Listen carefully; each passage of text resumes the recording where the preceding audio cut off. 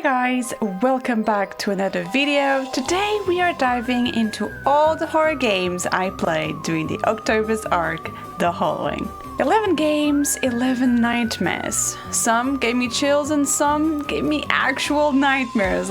No, seriously, I haven't been afraid of my closet in years. I'll be ranking them based on 4 things: scare factor, ambience, story, and art style. Quick heads up, there will be spoilers, so if you haven't watched the playthroughs yet, go binge those first. I'll wait. All caught up? Perfect! Grab a snack, get cozy, and let's tear some horror.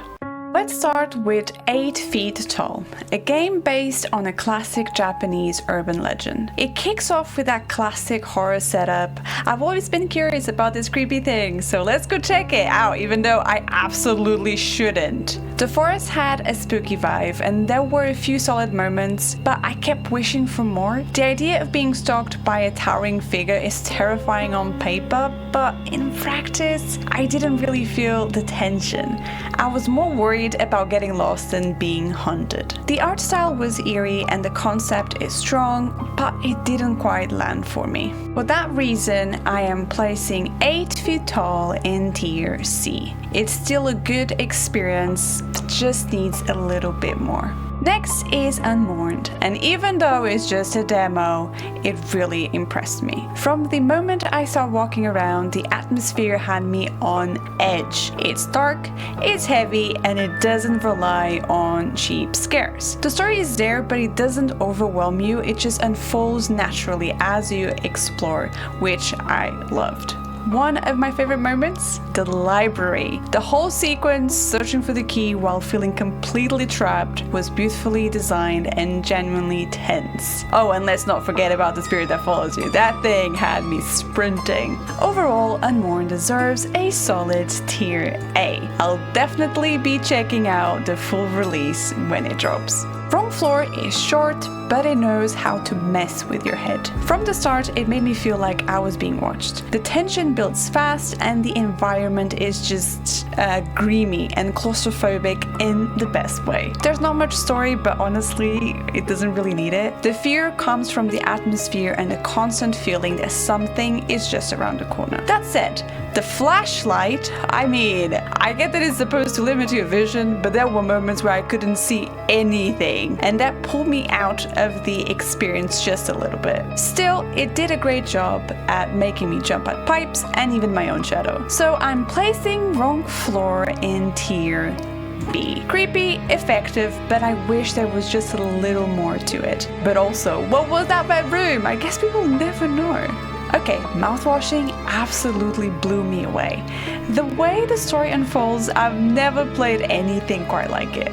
The art style is gorgeous, the characters are full of personality, and the dialogue, chef's kiss. Swansea was my favorite. So sassy, so committed, and that hip movement, iconic. The dance scene lives rent-free in my brain.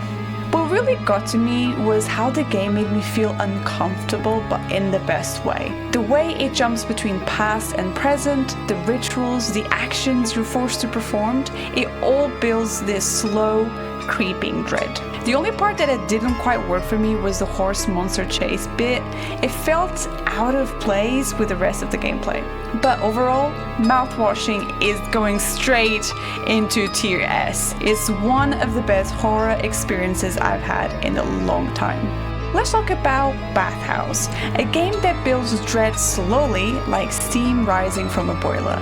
I actually really enjoyed the spa gameplay. Talking to customers, handing out towels, chatting about their day, it was oddly calming. Sometimes I would forget I was playing a horror game until I broke a rule and the tension just snapped back. The scares were subtle, more about atmosphere than shock. The art style was beautiful and the dialogue with each character added layers to the mystery. You could feel something was off, especially with the landlord.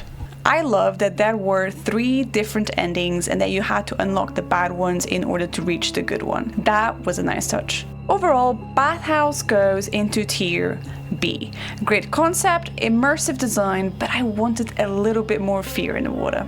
The first game of the spooky season was Shopping List, and it started off so simple. Just a quick errand run in a new town, but slowly things got weird. The empty streets lit by flickering signs, gorgeous and eerie. Each shop had its own vibe and the characters were fun to talk to. My favorite part was the car ride with Ruben. The rearview mirror mechanic, realizing we were being followed, was great. Still wild that Ruben didn't notice and just left me there, all alone. I do wish the game leaned harder into the horror, especially near the end. The forest and final building felt like perfect spots for a jump scare or two. So Shopping List lands in tier C. It had unsettling moments but didn't leave a lasting mark. Now, Haunted Room 205, that was an emotional roller coaster. It had me screaming, sweating, and chugging water like it was holy. The scares were simple but so effective.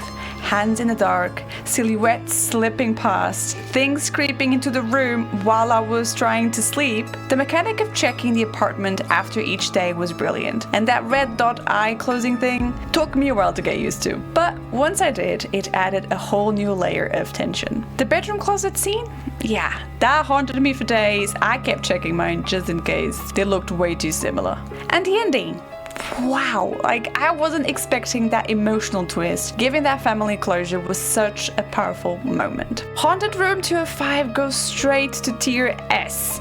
It scared me, moved me, and made me question my closet doors for way too long. Next is Shinkansen Zero, a game that turns a normal train ride into something very wrong. The anomaly mechanic was super fun. Each carriage had something off, and spotting the changes made me realize how little I noticed about my own surroundings in real life. I think I got unlucky though. I didn't see many anomalies, especially when compared to other playthroughs, but still I was hooked. The story isn't super obvious at first, which I liked. It lets you focus on the task, reach the front of the train. And even though I should have looked behind me in that final scene, I'll admit it, I was way too scared. So Shinkansen Zero lands in tier B. It's eerie, clever, and I might actually replay it just to catch some more of the weirdness. Dread Flats was such a ride. It built tension and paranoia so well, like I felt genuinely unsettled the whole time. I was bummed about the audio issues, but I didn't want to re-record it. The reaction was too real just to repeat it. I also kind of sabotaged myself by making the game darker than it needed to be. I couldn't see anything, but hey, maybe that helped with the scares. The hallway exploration, the clues, the kids drawing, they all added layers of dread.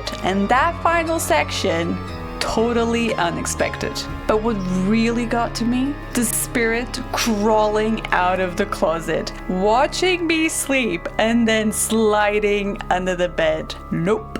Absolutely not. Dread Flats goes in tier S, and if I ever see marbles on the floor again, I'm running. Amenti was recommended by friends, and it felt like stepping into a forgotten ritual. The Egyptian vibes were gorgeous and eerie. I loved the descent into the tomb and the unsettling atmosphere. The photography mechanic wasn't my favorite. It was a bit finicky, especially when you missed a shot and had to backtrack. The story was simple but mysterious, and I liked following the footsteps of someone who ventured in before me and just had a very sad ending. Scare-wise, it could have gone harder. There were missed opportunities, but the ones that did hit, like the candle-blowing spirit, were terrifying. Also, shout out to the Alien Theory drop. I'm hoping for a sequel with more scares. Amenti lands in tier B. Beautiful, cryptic, and full of potential. And now, our Halloween finale, who's at the door? This game takes a simple question and turns it into full-blown paranoia. The mechanic of checking every detail and deciding whether to take the pills were so tense, and the twist that you were actually not the victim was just brilliant. What really stuck with me was watching each character's story unfold. It was unsettling, emotional, and immersive.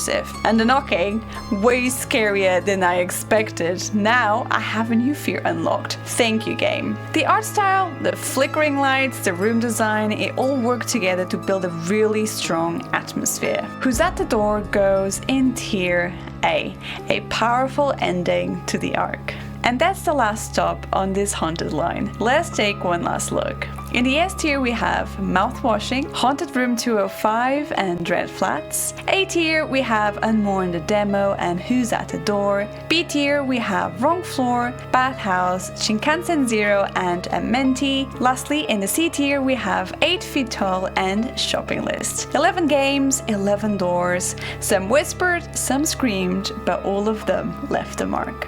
What about you? What scared you the most this spooky season? Drop in the comments what were your favorites and what marked you most. What stayed with you? What made you pause? What made you check if something was behind you? Don't forget to like and subscribe, and I'll be back soon with more scares, more fun games, and maybe a new series. Until then, stay safe and always check who's knocking before you open the door. Bye bye!